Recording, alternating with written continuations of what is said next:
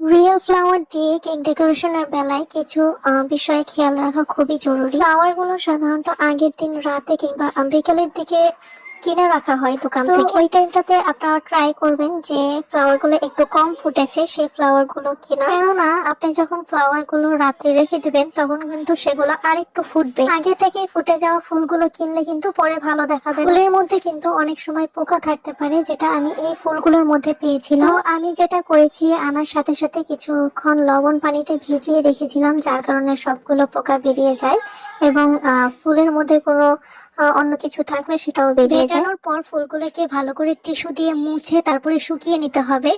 ভেজা ফুল কিন্তু কখনোই কেকের উপরে বসাতে যাবেন না, এতে করে কেকটা নষ্ট হয়ে যেতে পারে। আর সবচেয়ে ইম্পর্টেন্ট জিনিস যেটা, ফুলের মধ্যে যে ডাটগুলো রয়েছে সেগুলো কিন্তু অবশ্যই কস্টিপ দিয়ে পেঁচিয়ে তারপর কেকের মধ্যে ঢুকাবে, তাহলে ফ্লাওয়ারের যে একটা গন্ধ বা একটা রস থাকে সেটা কিন্তু কেকের মধ্যে চলে যেতে পারে। ফুল দিয়ে ডেকোরেশন করা কেক কিন্তু কখনোই ওভারনাইট ফ্রিজে রাখা যাবে না, এতে করে ফুলগুলো শুকিয়ে যেতে পারে বা কালচে টাইপ হয়ে যেতে পারে। ট্রাই করবেন ফ্লাওয়ার গুলো ডেলিভারির 1 ঘন্টা আগে সেট করতে, যাতে করে কোনো সমস্যায় পড়তে না হয়। আর আমি একটু নিখুঁত কাজ করতে সবসময় বেশি পছন্দ করি।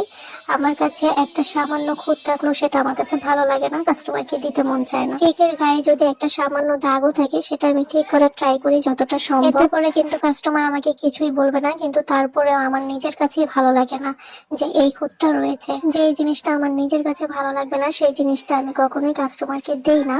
আমি সেটা হয় ঠিক করে দেই, আর না হয় কাস্টমারকে বলে দেই কি আমি সবসময় ঠিক করে দিই। কেননা একজন একটা কেক নেবে সৌন্দর্যের জন্য, আগে দেখতে সুন্দর হতে হবে, তারপর কেকের টেস্ট আলহামদুলিল্লাহ ভালো হবে সেটা আমি জানি।